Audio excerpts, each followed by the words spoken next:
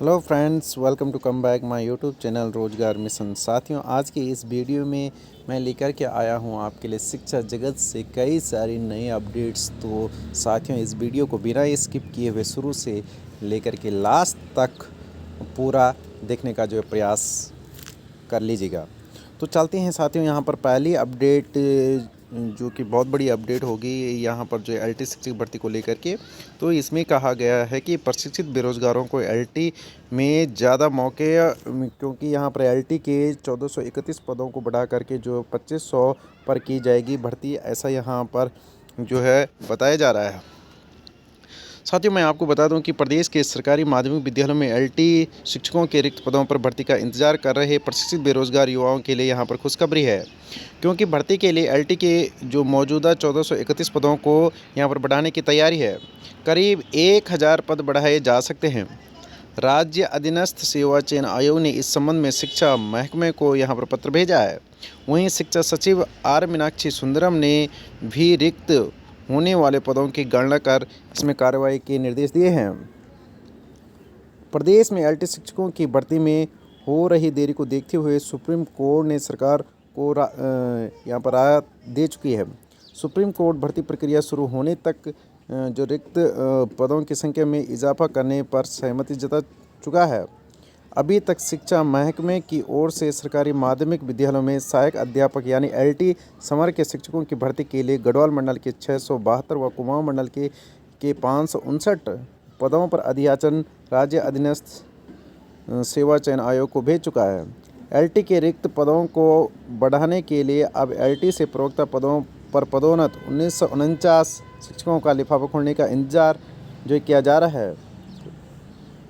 साथियों, मैं आपको बता दूं कि पदोन्नति को लेकर के सुप्रीम कोर्ट ने सरकार को इस मामले पर जो फैसला लेने के लिए कहा है, और उक्त 1949 पदोन्नत प्रवक्ताओं की सूची में करीब 500 यहाँ पर जो है तदर्थ प्रवक्ता भी शामिल है। वहीं महकमे को उम्मीद है कि उक्त पदोन्नति के बाद एलटी के करीब 1000 पद जो है रिक्त हो जाएंगे। इससे एलटी के करीब जो 2500 पदों पर भर्ती की जा सकेगी। शिक्षा निदेशक आर के कुंवर ने कहा है कि पदोन्नति पर स्थिति साफ होते ही आयोग को बढ़ाए जाने वाले पदों का अधियाचन भेजा जाएगा। वहीं साथियों, दूसरी अपडेट यहाँ पर जो है प्राथमिक शिक्षक भर्ती हरिद्वार को लेकर के है। तो साथियों, इसमें आप देख रहे होंगे कि इसमें कहा गया है कि यहाँ पर जो है हरिद्वार ज़िले की जो है प्राथमिक शिक्षक भर्ती की जो मेरिट लिस्ट है, प्रतीक्षा सूची है, उसको यहाँ पर आयोग की जो वेबसाइट है, क्या बोलते स्कूल एजुकेशन की जो वेबसाइट है, तो उसमें यहाँ पर अपलोड कर दी गई है। और जिनकी काउंसलिंग यहाँ पर 4 जनवरी 2022 11 बजे जो अदो हस्ताक्षरी के कार्यालय में उपस्थित होकर के अपने समस्त मूल शैक्षिक एवं प्रमाण पत्रों की जांच कराना जो है सुनिश्चित करने के लिए इसमें जो है निर्देश किया गया है। वहीं साथियों, जीएससी सुकीढांग चंपावत में भोजन माता के जो है नियुक्ति के संबंध में जो विवाद था, तो उसके संबंध में भी यहाँ पर एक नई अपडेट आई है। इसमें कहा गया है कि सुकीढांग जीएससी की भोजन माता नियुक्ति विवाद को 2021 के अंतिम दिन सुलझा लिया गया है, और अनुसूचित जाति की सुनीता देवी को नियमों के तहत दूसरी भोजन माता के रूप में तैनाती मिली है। साथ ही मैं आपको बता दूं कि 6ठी से 8वीं कक्षा तक के 66 छात्र छात्राओं के लिए पहले से ही एक भोजन माता विमलेश उप्रेती यानी उस विद्यालय में जो पहले से भोजन माता के रूप में काम कर रही थी। वहीं सीईओ आरसी पुरोहित के नेतृत्व में गठित 3 सदस्यीय जांच समिति डीएम को रिपोर्ट सौंप चुकी है। डीएम विनीत तोमर ने बताया कि रिपोर्ट के मुताबिक अक्टूबर में हटाई गई भोजन माता शकुंतला देवी के मामले में प्रक्रिया के पालन में कोताही बरती गई है। इसके बाद नई भोजन माता की तैनाती में भी समिति ने अनुमेय प्रक्रिया का पालन नहीं किया है। डीएम ने कहा है कि जांच रिपोर्ट के बाद जरूरी कार्रवाई और स्पष्टीकरण के लिए शिक्षा विभाग को नियमानुसार जो कदम उठाने के यहाँ पर निर्देश दिए गए हैं।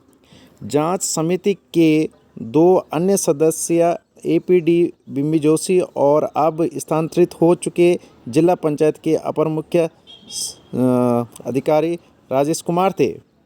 तो इसमें कहा गया है कि CO की अध्यक्षता में हुई जांच और रिपोर्ट में हुआ खुलासा।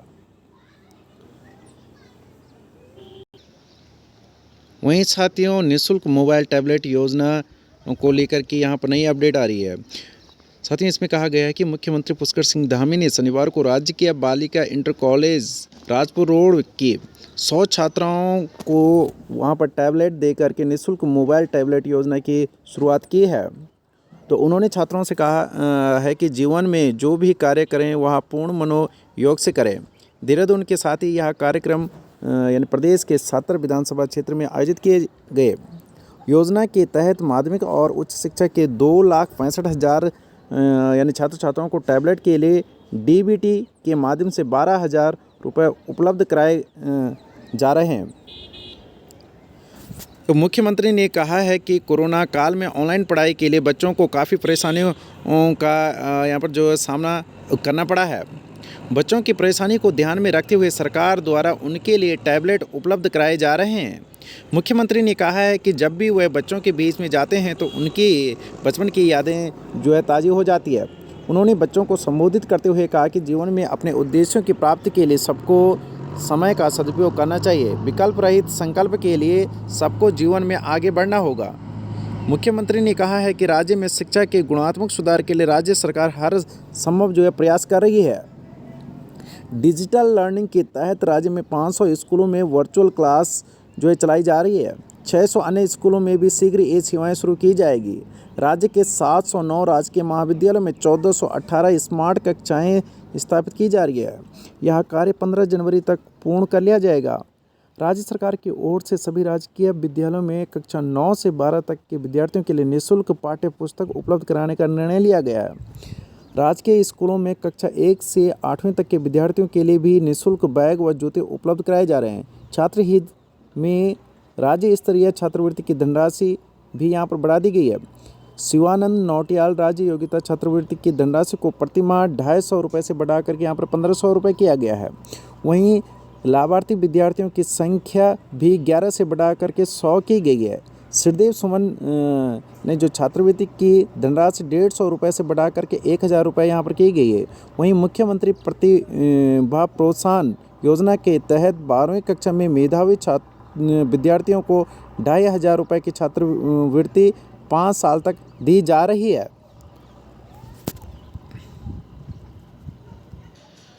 वहीं साथियों, उत्तराखंड मुक्त विश्वविद्यालय में 56 पदों पर हुई नियुक्तियों में घपले के आरोप की जांच पूरी हुए बिना कुलपति को फिर से नियुक्ति का अधिकार दे दिया गया है, जबकि वह अगले महीने सेवानिवृत्त हो रहे हैं। उनका कार्यकाल भी बढ़ाए जाने की तैयारी है।